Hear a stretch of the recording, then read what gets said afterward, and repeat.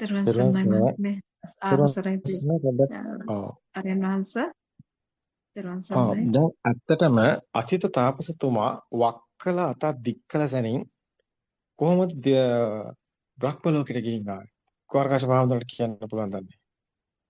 කුමාරකාශප හාමුදුරන්ට පුළුවන් ද දන්නේ නැහැ වක්කල අත දික්කල සැනින් අර අසිත තාපසතුමාගේ බ්‍රහ්ම ලෝකෙට ගිහින්.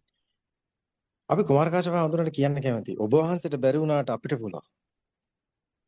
පොතේ ලියන්න බැරි වුණාට අම්මේ මේ 31 ලෝක ධාතුවම මේ අරමුණේ තියෙන්නේ. ඔව්. මේ 30 මේ අම්මේ වක්කල අත දික්කල සැනින් බ්‍රහ්ම ලෝකෙට ගිහින් එන හැටි. ඇත්තම කිව්වොත් අම්මේ බාහිර නෑ නෙමෙයි. මේක කුමාරකාශප හාමුදුරන්ට තේරෙන්නේ නැති කතාවක්. මොකද උන්වහන්සේ පෘථග්ජන භූමියේ ඉන්නේ. උන්වහන්සේට තේරෙන්නේ ආරි භූමිය. ඇත්තම අපි එන්න ඔබ වහන්සේට නම් කොහොමද බෑ ඔබ වහන්සේට බ්‍රහ්ම ලෝකෙට යන්න බෑ. හැබැයි බ්‍රහ්ම ලෝකෙට යන්න පුළුවන් අය ඉන්නවා. එන්න අපි පෙන්නන්න. වක්කල අත දික්කල සැනින් කොහොමද බ්‍රහ්ම ලෝකෙට ගිහින් එන්නේ?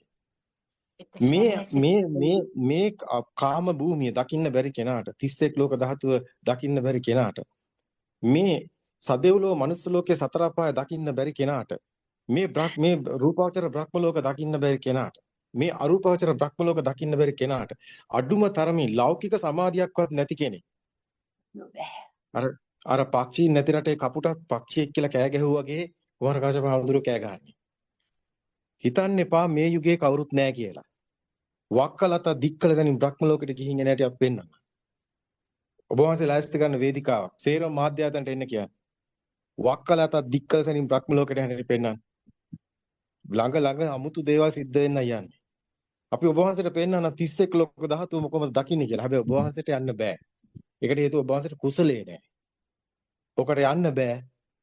ඒකට සුදුසුකම තියෙන්න ඕනේ. එහෙනම් මේ සුකුම ස්වභාවය නැතුව සුකුම ලෝකයක සකස් වුණත් ඒක දකින්නේ කොහොමද? තමන්ගේ අභ්‍යන්තරයේ සුකුම ස්වභාවය දැක ගන්න සුදුසුකමක් නැතුව සුකුම ස්වභාවය සකස් වෙන්නේ නැතුව සුකුම ලෝකයක් දැක ගන්න බෑ. ඔබ වහන්සේට දිව්‍ය ලෝක දකින්නත් බෑ. රූපාවචර බ්‍රහ්ම ලෝක දැක ගන්නත් බෑ. අරූපාවචර බ්‍රහ්ම ලෝක දැක ගන්නත් බෑ. අයි අරූප සමාධියක සම්වදින්න පුළුවන්ද කියන්න අපිට? ආකාසඤ්ඤතර සම්වැදිලා තියෙනවද? විඥානං අතර සම්වැදිලා තියෙනවද? ආකින්ඤාතර සමවැදිලා තියෙනවද? නසන්න නාසඤ්ඤාතර සමවැදිලා තියෙනවද? ඔබ වහන්සේ නිරෝධ සමාපත්තිය සමවැදිලා තියෙනවද? එහෙම නැත්නම් කට වහගෙන ඉන්න ඕනේ. අපි පෙන්වන්නම් කොහොමද මේ සමාධි වල සමවදින්නේ කියලා. අපි පෙන්වන්නම් කොහොමද 31 ලෝක ධාතුව සිත තුළින් දකින්නේ කියලා. කුමාරකාශ්‍යප හාමුදුරනේ මේ නිකන් අර කට තිබුණු පළියට මෙයා නිකන් අර වචන ටිකක් අර ත්‍රිපිටකයේ බලලා කටපාඩම් කරපු පමණින් හිතන්න එපා ධර්මයේ දන්නවා කියලා. ඔබ වහන්සේ ධර්මයෙන් දන්නේ නැහැ. ඔබ වහන්සේ මේ අරමුණේ මේ ෂණ සම්පත්තිය අඳුරන්නේ නැහැ. මේ බුද්ධක්ෂණය දැක ගන්න බෑ. මේ ෂණ සම්පත්තිය මේ අවබෝධය තුලයි ඒ බුද්ධක්ෂණය හමු වෙන්නේ. ඒ ෂණ සම්පත්තිය තියෙන්නේ මේ ෂණේ අන්න අවබෝධය තුලින් මිදුනොත් විතරයි බුද්ධක්ෂණය බවට පත් වෙන්නේ. ඒ බුද්ධ භාවයට පත් වෙන්න බෑ. මේ සත්ව මේ සත්තානම් විසුද්ධියයි කියන තැන මේ ඉත්ත සංඥාව අඳුර ගන්න බැරුව. ඉත්ත සංඥාව අඳුර ගන්නතොත් අනිත්‍ය සංඥාව මත වෙනවා. අනිත්‍ය සංඥාව මත වුණොත් එතන බුද්ධ භාවයේ සකස් වෙනවා. ඔබ වහන්සේට මේවා ගැන හැරෙන්නවත් බෑ. මේ ඝන සංඥා සුකුමන ස්වභාවය අනුව සුකුම ලෝක සකස් වන ආකාරයේ සංකාරුප්පති සූත්‍රවල බුදුන් වහන්සේ පෙන්නනවා. අසිත තාපසතුමා වක්කලාත දික්කලසනින් බ්‍රහ්ම ලෝකෙ ගිහින් එන්නේ කොහොමද කියන්නේ. මෙහෙමයි යම්මේ එළියේ පේන පාට ටිකත් එළියේ පේන ආලෝකයත් එහෙම නැත්නම් මේ ශබ්දයත් එහෙම නැත්නම් මේ උණුසුම සීතල හදගතියත් ඇත්තම කිව්වොත් මේ සේරම මේ ආයතනවලම සකස් වෙන ඒ විවිධාකාර සත්ව ස්වභාවවලට විවිධාකාර විදිහටයි සකස් වෙන්නේ. එකම ලෝකේ හැමතැනම හැමෝගෙම සත්ව ස්වභාවවල සකස් වෙන ලෝක නෙමෙයි. හැබැයි මේ හැම ආයතන ස්වභාවයකම සකස් වෙන මේ ලෝක ස්වභාවවල පොදු ස්වභාවයක් තියෙනවා. මේවා කිසිම කෙනෙක් දේශනා කළා නැහැ. මේ බුදුන් වහන්සේගේ මේ ධර්ම මේ 84000 ධර්මස්කන්ධය කියලා කියන්නේ එක කෑල්ලක් කටපාඩම් කරලා විභාගයක් ලියලා උත්තර ලියපු නිකන් දැනුමක් නෙමෙයි. මේ 84000ම තියෙන එක ශරණේකයි. හැබැයි මේ විවිධාකාර සත්ත්ව ස්වභාව වලට විවිධාකාර ආයතන පිටලා තියෙනවා. ඒ ආයතන වල ස්වභාව අනුවයි මේ නිරූපණ ටික තියෙන්නේ. ඒ කියන්නේ සංඥා නිරූපණ ටික තියෙන්නේ. ඒ සංඥා නිරූපණ අනුව තමයි ලෝක සකස් වෙන්නේ. හැබැයි මේ හැම සත්ව ස්වභාවයකම කොච්චර ආයතන වලින් ඒ ඉත්ත ස්වභාව සකස් වුණත් ඒ හැම සංඥා ස්වභාවයකම පොදු ලක්ෂණය තමයි ඉත්ත සංඥාව කියන්නේ. ඒ ඉත්ත සංඥාව තමයි ආත්ම සංඥාව කියන්නේ. ඒ නිසයි මේ සසර රෝගයක් ගැන අපි කතා කරන්නේ. එතකොට මෙතන සකස් වෙන කම්පණය තමයි අපි කිව්ව ආලෝකයක් විදිහට ටෙලිපති වෙන එක පෙන්නලා මේ අපි බාහිරේ දකින්නවා කිව්වට මේ දෙපැත්ත සමාන වීමක් මෙතන තියෙනවා. මෙතන දෙපැත්තක් නැහැ කම්පන සමාන නිසායි ඇත්තටම දැන් මෙතන අපි හිතමු ස්පාර්ක්යක් වෙනවා. නේ? අක්සිකාචේ නාභිගත තන ස්පාර්ක්යක් වෙනවා. ඒකේ ඒ ස්පාර්ක් එකේ රතු පාට කියන වේව් එක කම්පන ස්වභාවය සකස් වෙන්නේ නැත්නම් ඒ ස්පාර්ක් එක සිද්ධ වෙන්නේ නැත්නම් රතු පාට පේන්නේ නැහැ. ඔකට කියනවා වර්ණන්දතාවය කියලා. එහෙනම් ඒ ළමයට රතු නැති ලෝකයක් ලැබෙනවා. එතකොට මේ ලෝකේ එළිය රතු නැතුවද? නෑ. එළිය කතාවක් නෙමෙයි. ඇස ආයතන තුල රතු සකස් වෙන්නේ නැත්නම් රතු පේන්නේ නැහැ. දැන් මේ ලෝකේ තියෙන්නේ කොහෙද? සලායතන ලෝකේ. සලායතන ලෝකෝ කිව්වේ ඒකයි. ආයතන වලට සකස් වෙන ලෝකයක්. දැන් මේක කොහෙවත් තියනවා කියන්න බෑ. ඒකට හේතුව මේක චිත්ත ස්වභාවයක්. ඒකයි ඇස්සන්ද නම් පේන්නේ නැත්තේ, කම්බීරි නම් ඇහෙන්නේ නැත්තේ. අන්න කාය විඥානේ මෙතන ක්‍රියා විරහිත වුණොත් අන්න අර නිර්වින්දනේ ස්වභාවය සකස් වුණොත් අතරම කොට උණුසුම සීතල තද ගතිය දැනෙන්නේ නැහැ. මේවා ආයතන වල නිරූපණ. ඒකයි ගවයා වගේ සත්ත්වෙකුට ලෝකේ රතු පාට පේන්නේ. ඒකයි මීමැස්සට අටස් විදිහට පේන්නේ. විවිධාකාර සත්තුන්ට නිසාචර සත්තුන්ට ඒකයි අන්න රාත්‍රී කාලයේ ආලෝකයක් තියෙන්නේ. දවල් කාලයේ පේන්නේ නැහැ. මේ ආයතන වල ස්වභාව. වවුල වගේ සතෙකුට රේඩාර් ස්වභාව සකස් වෙන්නේ. මේ කුමන ආයතන තිබුණත් මේ ඉත්ත ස්වභාවයක් මේ හැම ආයතනකම සකස් වෙනවා. ඒක තමයි සත්ව කියලා කියන්නේ. ඒ ඉත්ත ස්වභාවය, සත්ව ස්වභාවය තමයි ඉත්ත භව අඤ්ඤතා භාවේති කිවිලා පෙන්නුවේ ඒකමයි ආත්ම භාවය. මහණෙනි මේ ඇස නිට්ටයද කියලා හුවේ ඒකයි. ඇසට සකස් වුණොත් යමක් ඒක රැවටුනොත් නිට්ටය වෙනවා. ඒක බාහිර කියලා දැන් පේරගහ කියලා ගත්තා. එතකොට පේරගහ කියන්නේ ඇහැට වර්ණයක්, කන්ට ශබ්දයක්. හැබැයි මේකට අපි ගත්තොත් වෙනින් શબ્දයක් දුන්නොත් ඒක තමයි භාෂාව. ඉංග්‍රීසි භාෂාවෙන් කිව්වොත් ඒක තමයි භාෂාව. එතකොට මේ ශබ්ද වර්ණ කියන්නේ කම්පන. ශබ්ද මේව රූපන රූප. ශබ්ද රූප, වර්ණ රූප. එතකොට ගන්ධ රූප, රස රූප, පොට්ටබ්බ රූප. රූප කියන්නේ රූපන කම්පන. මේ කම්පන එකට එකතු වෙලා එක කම්පනයක් සිද්ධ වෙනවා. අර විවිධාකාරයේ සරසූරවල් තියෙනවා පහක්. ඒව එකට ගැහුවොත් එකට සද්දයක් එනවා. නැත්තම් ඒ එකට එන ටින් ගන්නවා, ටොං ගන්නවා. නමුත් මේ පහම එකට આવොත් වෙන එකක් එනවා. ඒක තමයි චිත්තය කියන්නේ.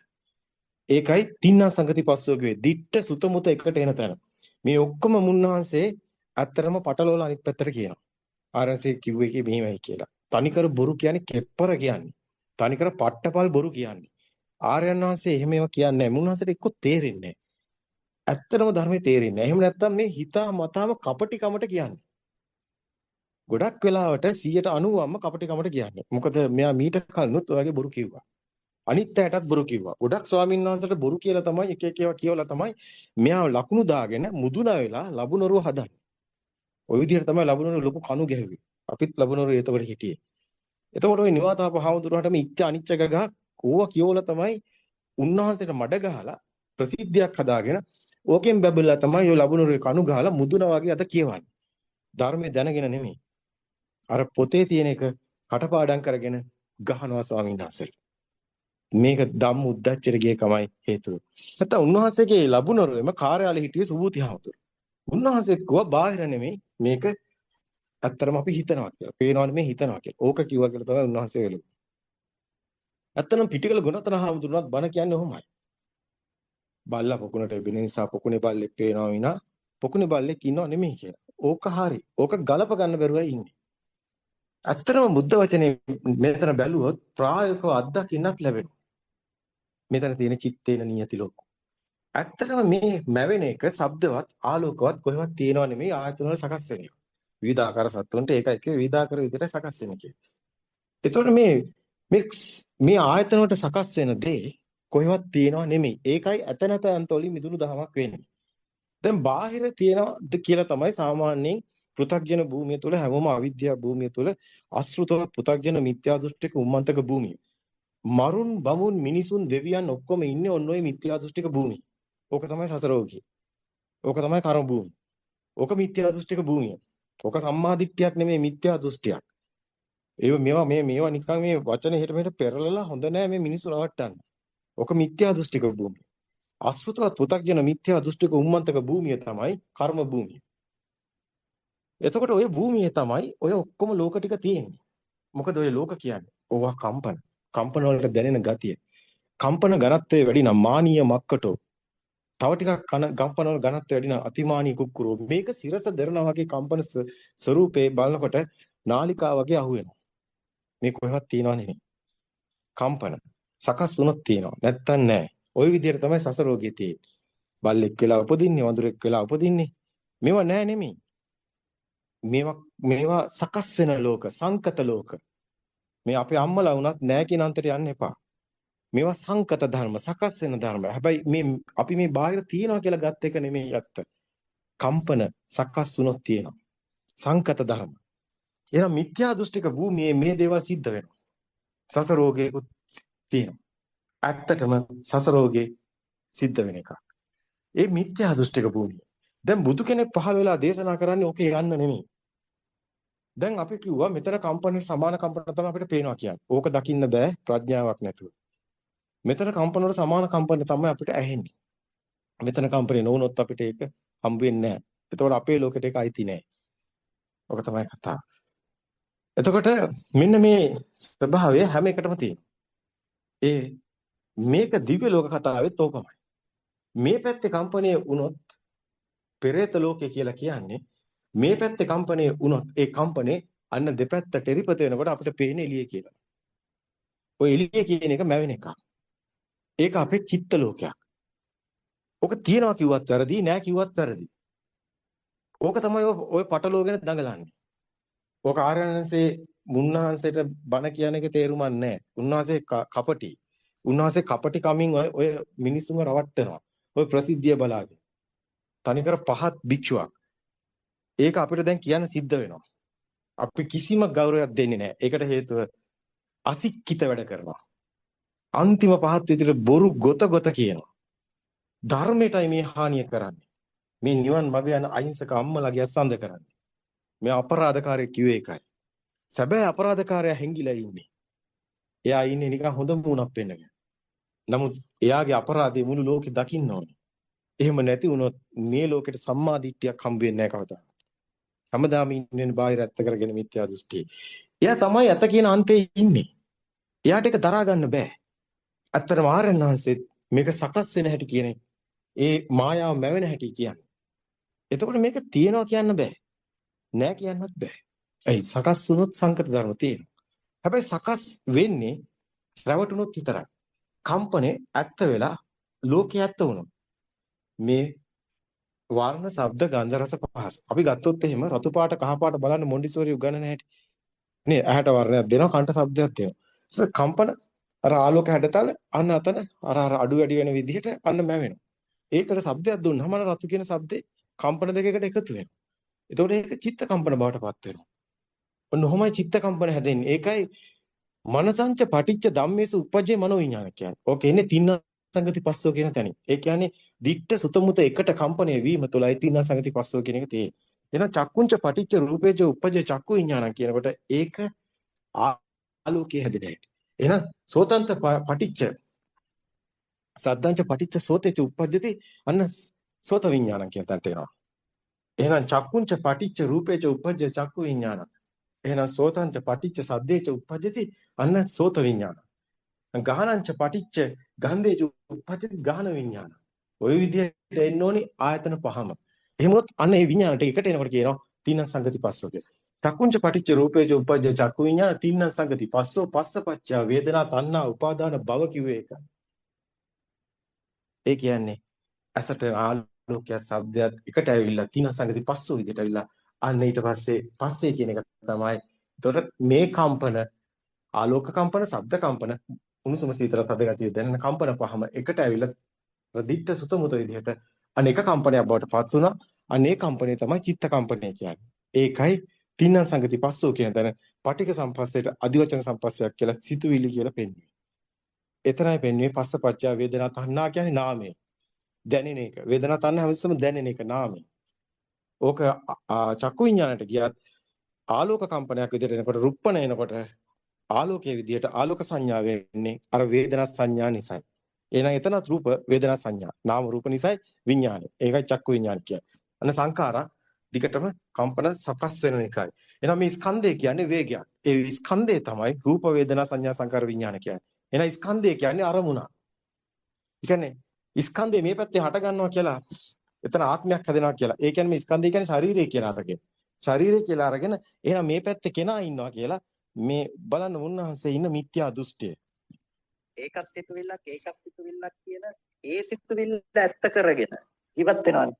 කවුරු හරි මේ දර්ශනය මේ අනුගමනය කරන කෙනෙක් ඉන්නවා නම් තමන්ගේ මනස තුල හොඳට හැරිලා බලන්න ඔය ඒකක් සිතුවිල්ලක් කියලා දැකලා ඒක දකින්න කෙනාව ඉතුරු කරගෙන නැද්ද කියලා ඔය ස්කන්ධ පිරිසිඳ නොදකින්න කම නිසා පුද්ගල බව පනවන ඔන්න පුජ්‍යල බව පනවගෙන තියෙන්නේ ඒ ස්කන්ධය කියලා කියන්නේ.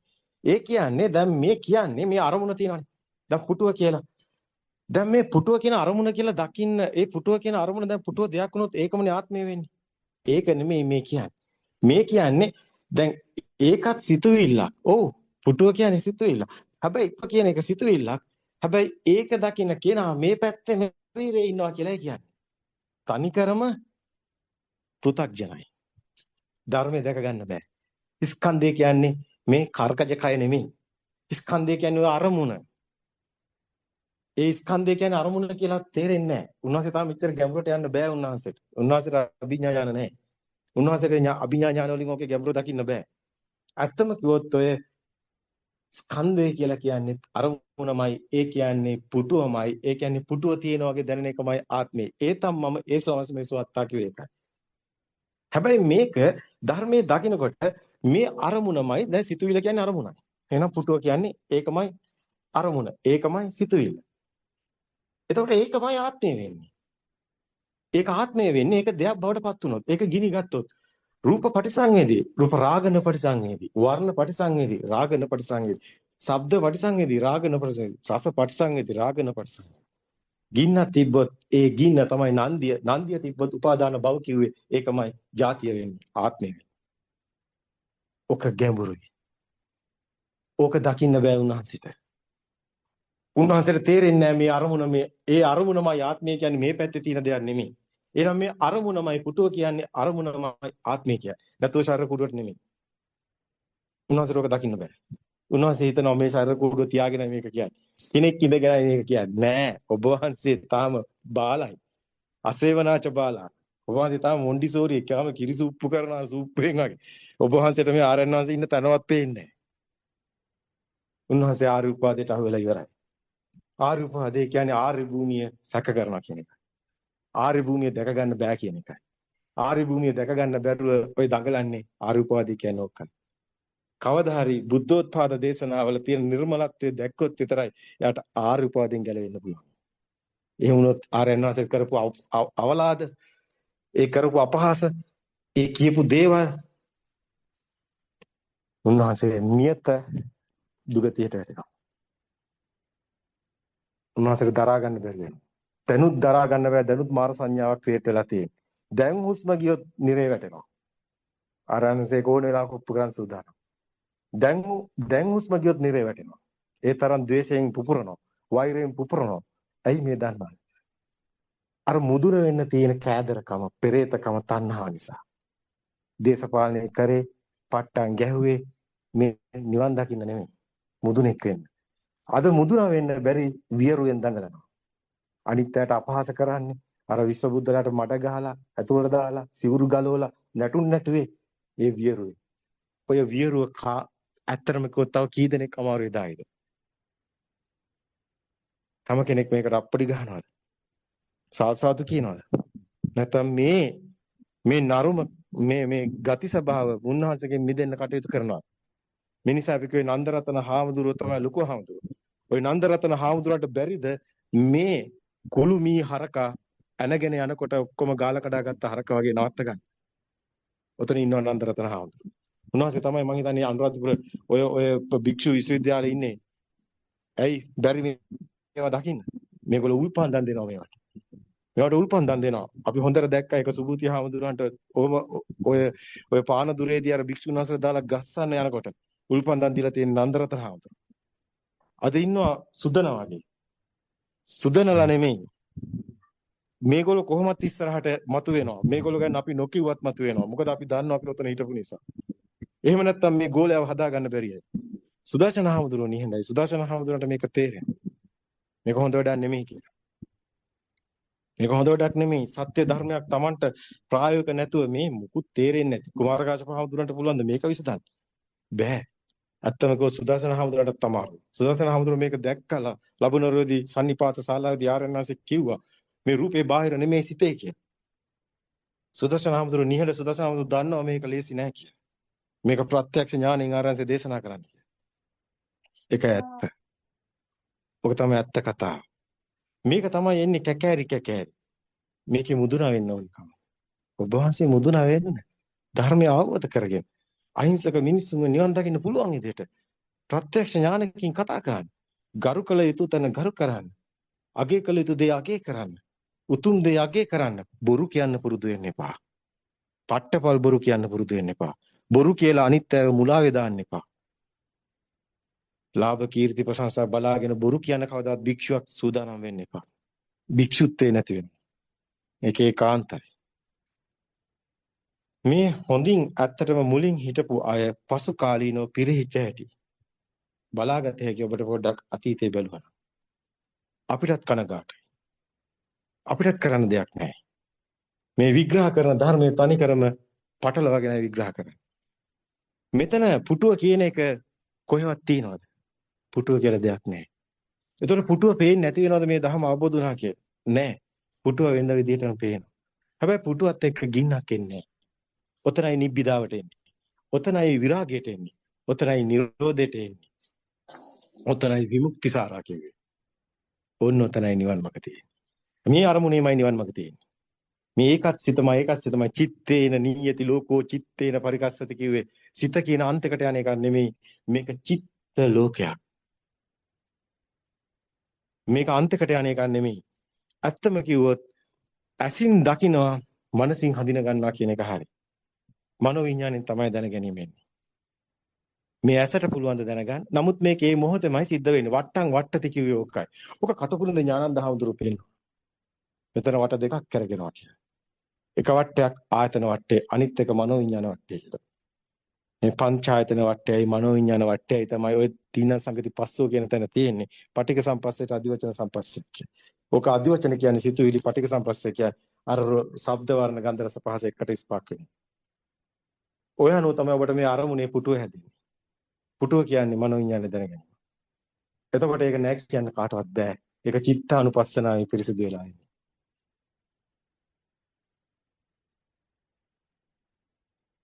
හොඳයි පටලැවිලි තියෙන්නේ.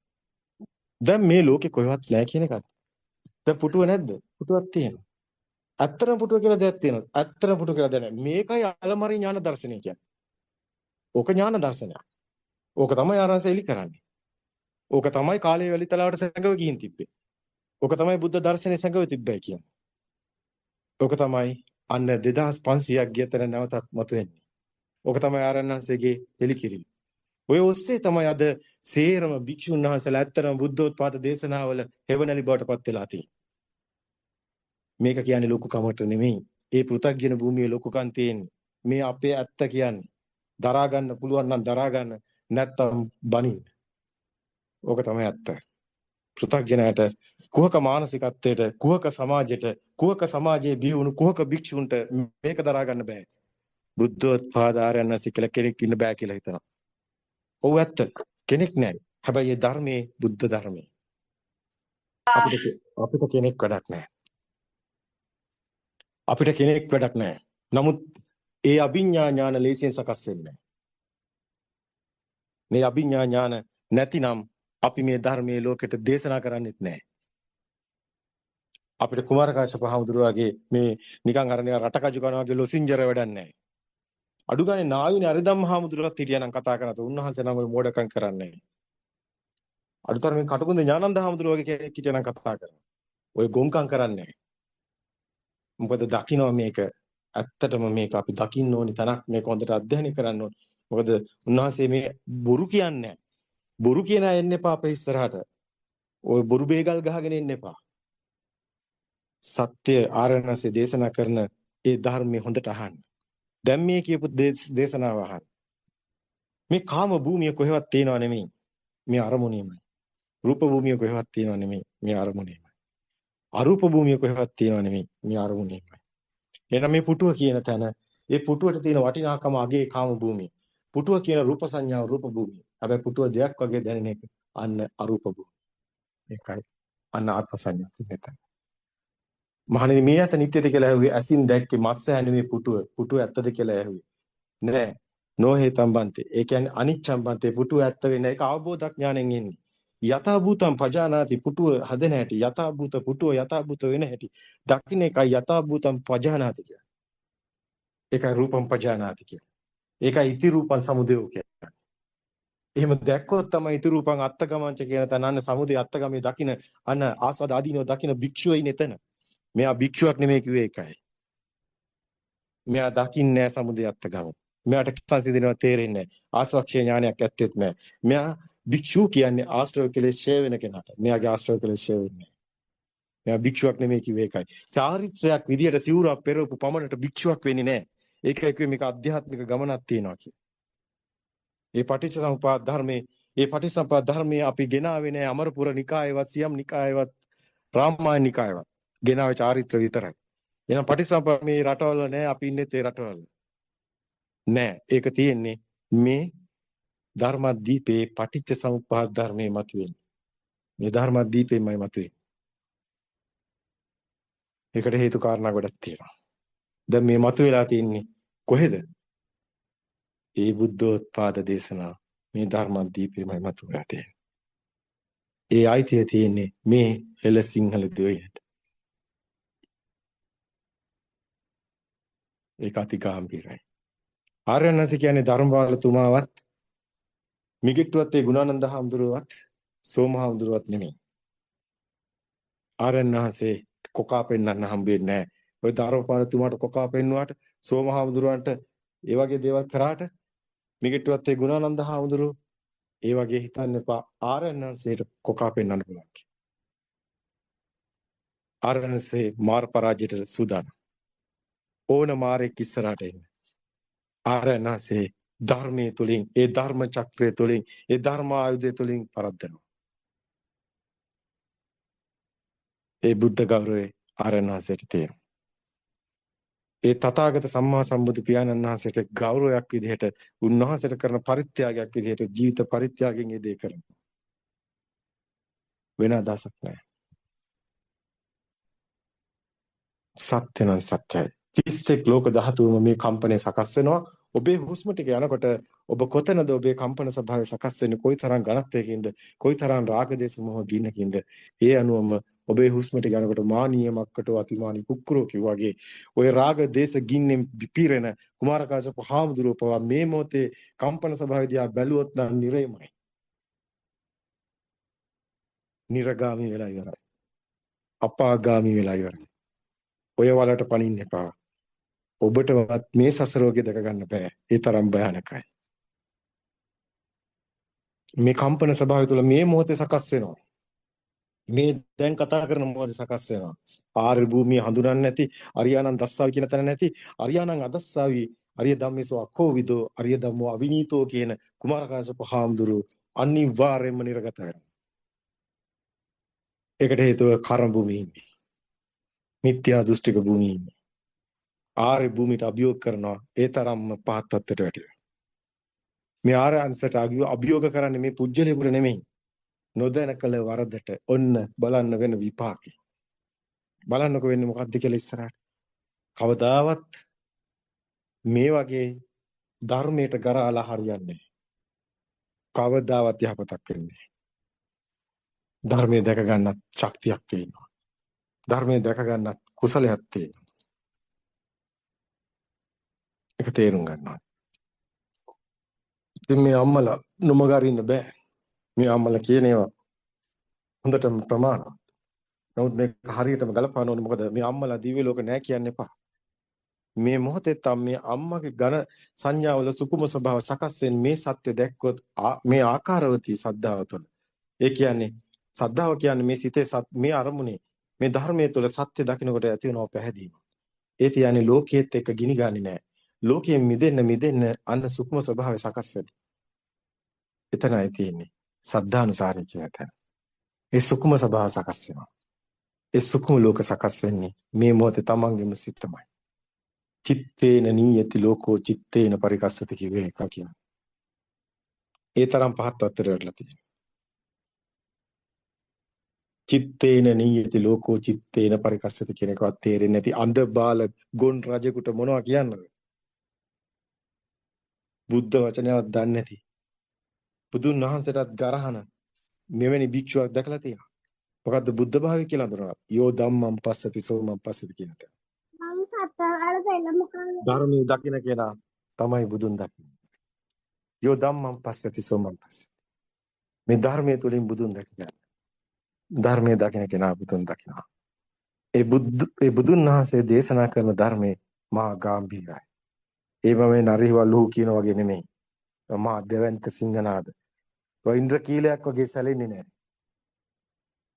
ආර්යයන්සේ කවදාවත් මේ හටගත් ධර්මයක් සංකත ධර්මයක් මේ පුටුව කියන මේ ධර්මතාවය සකස් වුණු ධර්මතාවය.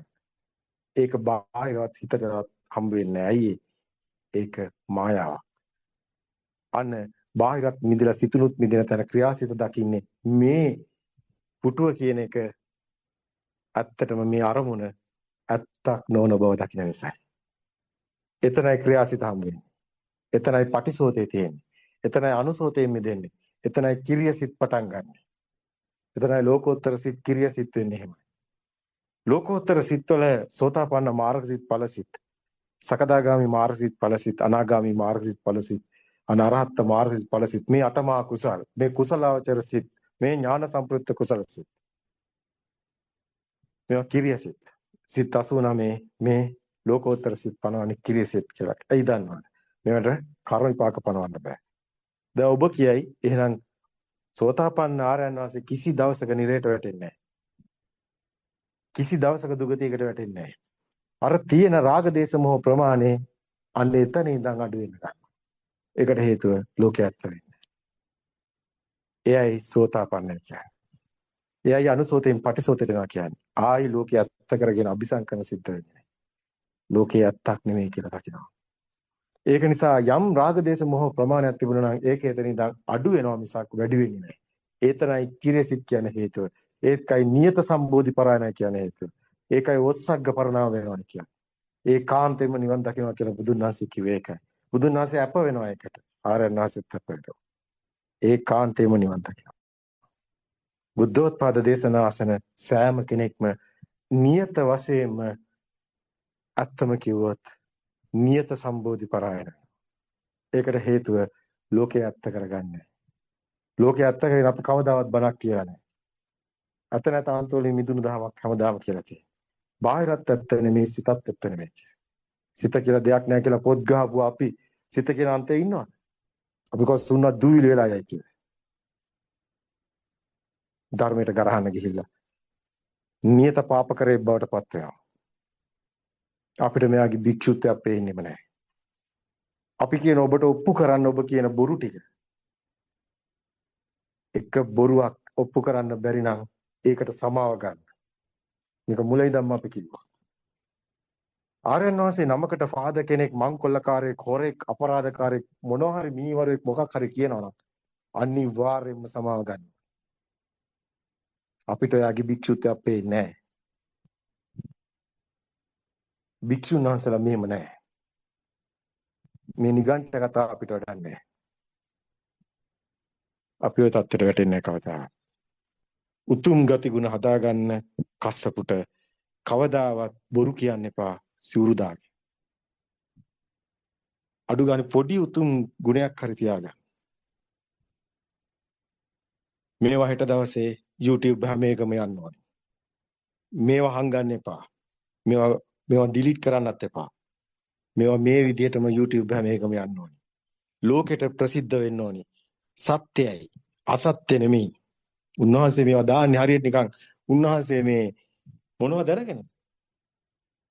එහෙනම් ඒ හෙළුව දිගෑරෙන්න මේවා ටික එළියට දාන්න ඕනේ. අපි කොච්චර කාලයක් හිටියද නිහඬ? ආච්චි සීයයි මතක් කරන තරම් ආර්යයන් වහන්සේගේ පහත් තත්ත්වයට වැටිච්ච දැකලා තියෙනවද? මොකෙක් හරි එහෙම ඉන්නවා. අපි නිවටව කියලා හිතුවා. අන්තිමට ආර්යයන් වහන්සේගේ තාත්තයි සීයයි ආච්චි මුත්තෝ ඔක්කොම හෙවනේ. අන්තිමට මොකක්ද උනේ? ඔය ජාලාල් තිලක දාන්නේ ඔය හිතාමතා දාන්නේ පට්ටපල් බොරු. ආර්යයන්වහන්සේගේ ඒකද නම? ජාලාල්. එයා බීලා නැහනේ. අරක්කු බීලක් දාන්නේ. එයාගේ කාර්යාලෙම තියෙන්නේ පොතේ අස්සම් කළා ආර්යයන්වහන්සේගේ නම දන්නේ නැද්ද? ඔය හිතාමතා බුරු ලියන්නේ. ආර්යයන්වහන්සේ ජාලාල් නෙමෙයි.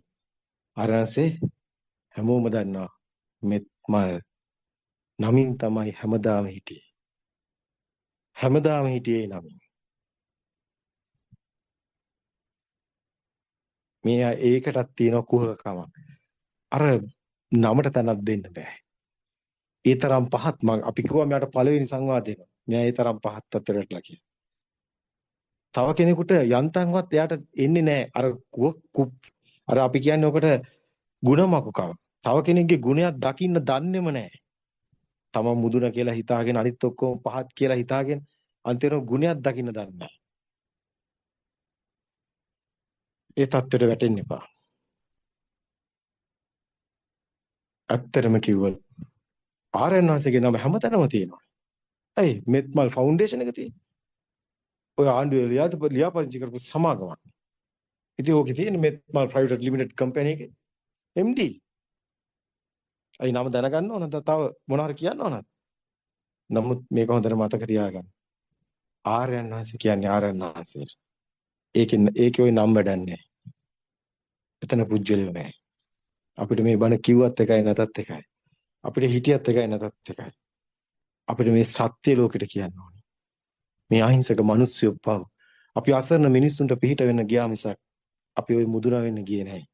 නමුත් ඔබ වහන්සේට අපි කිව්වා දඟලනකොට ඔබ වහන්සේ දඟලලා පුළුවන් නම් ආර්යයන් වහන්සේවල් ලෝක පූජිත කරන්නයි හදන්නේ කියලා. ඇයි ඒ? ආර්යයන් හොඳටම දන්නවා. ආර්යයන් ගාව තියෙන ස්වභාව. ඒව මතු කරොත් පිම්මද පුතුන් සියයක් සිටුවත් නිසරු. ගුණ නැන බෙලෙන් යුතු පුතුමේ ඊතාගරු. එකපුන් සඳින් දුරු වේලව ඝන අඳුරු. නිකතරු රැසින් නිලසට නොම වේදුරු කියන කවිය තමයි කුමාර කාශ්‍යප හඳුනට කියන්නේ. ඔබ වහන්සේ පුන් සඳක් වහන්න යනවා වලාකුලකින් අඳුරු. කවදාවත් කරන්න බෑ. ඒ පුන් සඳ ටිකෙන් ටික එළියට එනකොට ඝන අන්ධකාරය ප්‍රසාර කරගෙන යනවා. පුන් සඳක් වහන්න බෑ. තරු ඇහුවට. ඔබ වහන්සේ තරු ටිකක් අල්ලගෙන ගිය ටිකේ වහනවා අපි දැක්කා. හැබැයි පුන් සඳක් වහන්න බෑ. හැමදාම ඕක කරන්න බෑ. මේ නිසා තමයි අපි කිව්වේ කොට්ටෝරුව ගහෙන් ගහට හොටගෙන ගිහිල්ලා අවසානයේ පැටලෙනවා. අනිවාර්යෙන්ම. ඉන්න තරත් පැතිරලා යනවා. සත්‍ය ධර්මයකට ගරහන්න යන්න හදන්නේ. ධර්මයේ දකින්න, ධර්මයේ තුල සැනසෙන්න. මේ වගේ කේවට්ටකම් කරන මේ නිගණ්ඨයින්ට රැවටෙන්න එපා. එක්කෙනයි මේ ලංකාවෙම මේ වගේ ඉන්නේ. ඒකත් හොඳට මතක තියාගන්න. ඒ තමයි මාර සංඥාව ක්‍රියේට් වුණු නූතන මාර පරාජය කර යුතු තැන. මාර පරාජය කළ යුතුයි. හැමෝම මේකට එකතු විය යුතුයි. හැමෝම මේ දේ තේරුම් ගත යුතුයි. මෙතන තියෙන ධර්මය. මෙයා ෆාදර් කෙනෙක් කිව්වේ, මංකොල්ලකාරයෙක් කිව්වේ, හොරෙක් කිව්වේ, අපරාධකාරයෙක් කිව්වේ, වාහන මංකොල්ලක් කාලා තියෙනවා කිව්වේ, ෆෝන් නම්බර දාලා මිනිස්සුන්ගේ ඩීටේල්ස් ඉල්ලුවේ. මුකුත් දන්නේ තොත්ත බබෙන් නෙමෙයි. මෙයා හොඳටම දන්නවා මේ ධර්මයේ ප්‍රත්‍යක්ෂයෙන් දේශනා කරන්න කියලා. මෙයා ඒකට බය වෙලා පුජ්‍යලයටමයි ගැහුවේ. රූපෙමයි හෙව්වේ. මෙයා ධර්මයේ දන්නවා මෙයාට හොල්ලන්නවත් බෑ කියලා. මෙයාට මුදුන වෙන්න ඕනේ. මෙයා බැලුවේ අර දෙව්දත් වගේ බුදුන් වහන්සේ පුජ්‍යලේ කියලා අල්ලගෙන දෙව්දත් කරේත් ගල් පෙරවන එක දෙව්දත් ගැහුවෙත් පුජ්‍යලේකට. හැබැයි දෙව්දත්ට හම්බුන්නේ නැත්තේ ධර්මය. මෙයාට හම්බෙලා නැත්තේ ඒකමයි. මෙයාත් දෙව්දත් වගේ පුජ්‍යලේ හොය හොය දඟලනවා. රවටෙන්න එපා නූතන දෙව්දත්වට. රවටෙන්න එපා නූතන දෙව්දත්ට කිව්වේ ඒකයි. තේරෙනවනේ. මෙයා දෙව්දත් අර අජාසත් රජුව රවට්ටනවා වගේ මෙයාත් දානවා මාළු දැන් භික්ෂුන් වහන්සේලා. හැම දාලා බලනවා අහුවේද කියලා. ඔය ස්වාමීන් වහන්සේලා අපි ඕන තරම් දෙන්න. ලස්සන්ට මෙයාගේ විස්තර කියනවා. මෙයා දාන හැම. උන්වහන්සේලා කාලා නැහැ. උන්වහන්සේලා දන්නවා බුද්ධෝත්පාද දේශනා සාම නිර්මාණය කියලා. මේක ලංකාවේ එක්කෙනාටයි මේ ප්‍රශ්නේ තියෙන්නේ. කුමාර කශ්‍යපට විතරයි. ඒකට හේතුව ධර්මය නොදන්න. ප්‍රායෝගික නැතිකම, ප්‍රත්‍යක්ෂ නැතිකම. ප්‍රත්‍යක්ෂ ධර්මයකට ගරහන්න ගිහිල්ලා අපරාධ විනාශය. වහන්සේ සත්‍ය වටහාගෙන tempat වෙලා අර පොටිල භික්ෂුව වගේ නිහඬ වෙලා අන්න පොඩ්ඩක් හුදකලා වාසය කරලා සත්‍ය වටහාගෙන ගුණ යහපත් භික්ෂුවක් විදියට සමාජයට අහිංසක මිනිස්සුන්ට නිවන් මඟ කියලා දෙන්න. කුණුහරුප වෙන වැඩක් නෑ අපිට. සත්‍ය විදිහට දැකලා දේශනා කර. හොඳයි. අපි හිතනවා හෙට දවසේ සම්බන්ධ වෙන එක හොඳයි. අපි සතුටුයි මෙන්න මෙහෙම දෙයකට මුළු සමාජයක් අවදි වෙන්න ඕනි. ආందోලනාත්මක එලිකිරීම කියන මේකේ කුමාර කාශ්‍යපගේ දිගින් මේ දක්වා කියපු මේ දේවල් බුද්ධෝත්පාදයකට මේ සමාජය නොමග යන්න කියපුවා එකින් එකට උත්තර දෙන්න. ප්‍රශ්න ටික හදාගන්න උන්වහන්සේගේම දේශනාවම දාන්න. උන්වහන්සේගේ දේශනාවලට බුද්ධෝත්පාද දේශනා අහන මේ ඇයට පුළුවන් වෙන්න ඕනේ. ඇත්තටම මේවට ධර්මයේ තුලින් පිළිතුරු දෙන්න. උන්වහන්සේ කරන්නේ බොරු කියන එක. ඔබ හැම කෙනෙක්ම දන්නවා ආර්යයන් වහන්සේ හැමදාම කලේ සත්‍ය ලෝකෙට හෙළි කරපේ. ඒ සත්‍ය ධර්මයේ තුල කාටවත් එහෙම ඒවා බොරුවට කෑලි කපලා දාලා ඉස්සරහා කෑල්ල කියලා පස්සර කෑල්ල හංගලා ඔය නිකන් බූරුවෝ ගහනවා වගේ අර ආසියාවේ බූරු නේ 51 කොළ කුට්ටමේ ජමාගේ වත්තේ කිව්වා වගේ බූරුව ගහන්න දෙන්න එපා.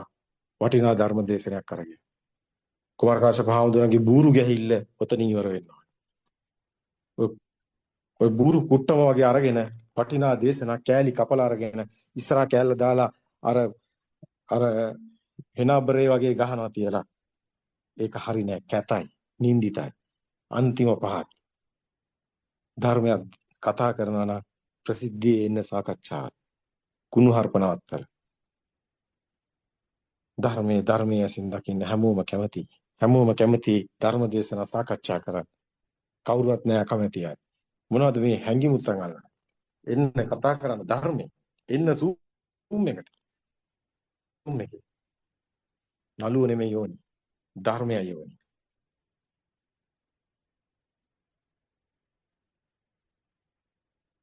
ධර්මයක් තේරෙන්නේ නැති එක්ක කතා කරන වැඩක් නැහැ. කවදාවත් පෘථග්ජන භූමියට ආර්ය භූමිය දක ගන්න බෑ. ඒ නිසායි බුදුන් වහන්සේ කිව්වේ අසෘතවත් පෘථග්ජන මිත්‍යා දෘෂ්ටික උම්මතක භූමියට යමක් කියයිද භූමියට අසත්‍යක් කියලා. එහෙනම් මරුන් බමුන් මිනිසුන් දෙවියන් නැත්ත කරගෙන ඉන්න ඒ මිත්‍යා දෘෂ්ටික භූමියට ආර්ය භූමිය දක ගන්න අපහසුයි. බුදු කෙනෙක් ලෝකෙට පහළ වෙලා දේශනා කරන්නේ මිත්‍යා දෘෂ්ටිය නෙමෙයි මිත්‍යා දෘෂ්ටියෙන් මුදවන සම්මා දිට්ඨියට ගන්න. ආයි මේ කර්මයකට ගහලා කර්මය යවන්න බුදු කෙනෙක් ඕනේ නැහැ. ඒ දුගති පරායන නොවන මාගමක බණ කියනවා. භවයේ පතනවා. දිව්‍ය ලෝකයන් ඕන මාගමකින් බණ කියන්නේ. ඔකට බෞද්ධෙක් වෙන්න ඕනද? බෞද්ධෙක් වෙන්න ඕනි සසර දුකින් මිදෙන්න. සසර යන්න නෙමෙයි සසරෙන් මිදෙන්න. එනම් භවගාමී වෙන්න නෙමෙයි භව නිරෝධය දකින්න. එනම් බෞද්ධයෙක් කියන්නේ අන්න ලෝකයේ ඇත්ත නෙමෙයි කියලා දකින්න. ශුඤ්‍යතෝ ලෝකං අවේකස්ස මොග්ගරාජ සදාසතෝ කිව්වේ ඒකයි. ලෝකය කියන්නේ අරමුණමයි.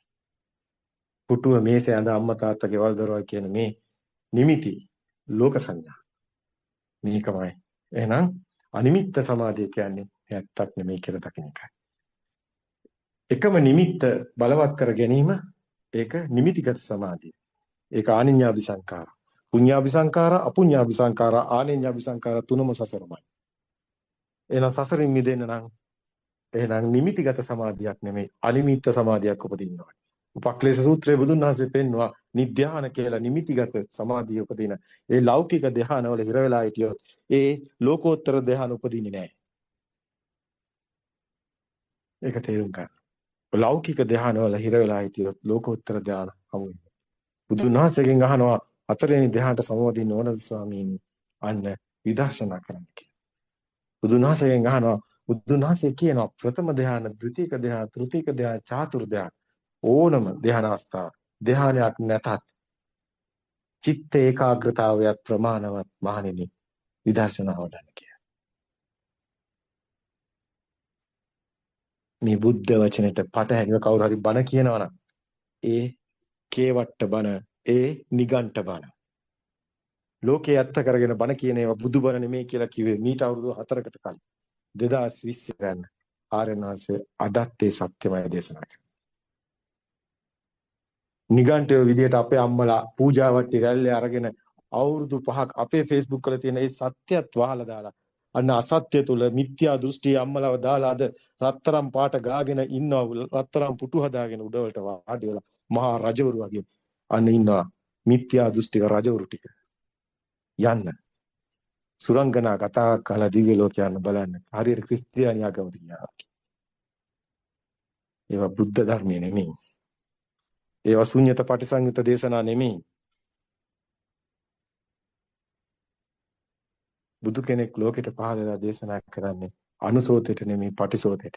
රතු පාවඩ දාලා මල් මාලා දාලා පෙර හැරවල් දාලා හිතන්න එපා මේ බණ අහන්න ලැබෙයි කියලා. මේ වාරි දුර්බල. මේ දුර්ලභ සත්‍ය හරි දුර්ලභයි. දුර්ලභ වූ ශ්‍රී සද්ධර්මයේ ශ්‍රවණය කරන්න කවදා හරි යහපතක් වෙයි. එහෙම නැති වුණොත් ඔබත් අර මිත්‍යා දෘෂ්ටි රැල්ලකට අහු වෙලා ඉඳී. දන්නේම නැතුව. ධර්මයේ අත්ත කරගෙන පොත් ලියාගෙන දහම් පාසල් වලට ඒවා දාලා අන්තිමම ළමයි ධර්මයේ ගැට ගහලා අන්තිම හේතුඵල දහම් පාසල් පොත් වලින් අයින් කළා අන්තිම බුදුන් වහන්සේ දේශනා කරපු කර්මඵලය කියලා අවසාන වාර විභාගේ අන්න බලන්න පටුනේ තියෙනවා. බුදුන් වහන්සේ දේශනා කළා තියෙන්නේ ඔය දහම් පාසල් සිලබස් එක අනුව හේතුඵල දහම් නෙමෙයි කර්මඵල. තනිකර වැරදි.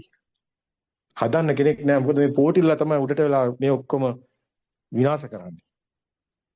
මේ පොට්ලා විභාග පාස් කරලා විභාග ටිකක් තියාගෙන සිලබස් ටිකක් හදාගෙන අන්තර බුද්ධ ධර්මයේ පැත්ත පලාතක නැහැ. අද ලංකාවේ විනාශයට වග කියන්නේ කවුද? මේ පොටිලලා. හැමෝම නෙමෙයි. තේරුණා ඉන්නවා කරගන්න දෙයක් නැතුව. අසරණ. එක්කෙනෙක් දෙන්නේ පඬිතකම් කිය සමාජයේ නොමගාරනේ මේ අර කනවැල්ල අල්ලගෙන අන්ධයෝ වගේ අර මහ කකුලුව පොඩි උන්ට කෙලින් යන්න කියලා දෙන උන් ඔක්කොම හරහට යනවා වගේ අර සිලබස් එකම දක්වගෙන යනවා. එක්කෙනෙක් හදන්නේ මේ සිලබස් එක. හදන්න තේරෙන්නේ බයයි. මොකද ඍජු භාවයක් නැහැ. ධර්මයේ ගැන හරි වැටහීමක් නැහැ. කාලේ වෙනස් වෙන්න ඇවිල්ලා. කාලේ වෙනස් වෙන්න දැන් හොඳයි. දැන් කාලේ පැමිණෙනවා සම්මා දිට්ඨියට. හැමදාම මිත්‍යා දෘෂ්ටියේ ඉන්න බෑ. හැමදාම බොරු කියන්න හම්බෙන්නේ නැහැ. හැමෝටම කියන්න ඕනේ ඔබ ශක්තියක් ගන්න. ඒ තථාගත සම්මා සම්බුදු පියාණන් වහන්සේ වසර 2500ක් ගිය තැන ඒ ගෞතම බුද්ධ ශාසනය නැවත පිබිදෙනවා කියපු ඒ මෙහෙවර තුල ඔබත් ඉන්නවා ඔබේ නමත් තියෙනවා. ඒ නිසායි ඔබ මේ දේ අහන්නේ. ඔබ සියල්ලෝම එකතු වෙන්න මහා බලයක් වේවි. ඔබ දන්නේ නැතුණාට බුද්ධෝත්පාද දේශනා සමග විශාල බලයක් ලෝකේ පුරා නිර්මාණය වෙලා තියෙනවා. ඒ බුද්ධ ශක්තියයි. ඒ බුද්ධ භාවය. ඒ ගෞතම බුද්ධ ශාසනය පිවිදීමයි. හොඳයි. අපි මෙතනින් අද දවසේ නතර වෙමු. හෙට දවසේ ඔබගේ මෙහෙවර තියෙනවා. මේක ලෝකෙට හරියට උන්වහන්සේ කියපු මේ හැම කෙප්පරයක්ම එලි කරන්න ඕන. උන්වහන්සේ කරන්නේ අපරාධයක් නිසා. ඒ අපරාධය නිවැරදි කරන්න ඕන. අහිංසක මිනිස්සුන් නොමග යවන්න දෙන්න බෑ. අහිංසක මිනිස්සුන්ට නිවන් මාර්ග ඉවර වෙන්න. හොඳයි එහෙනම් තෙරුවන් සරණයි. මාර පරාජය කිරීම ඔබට බාරයි.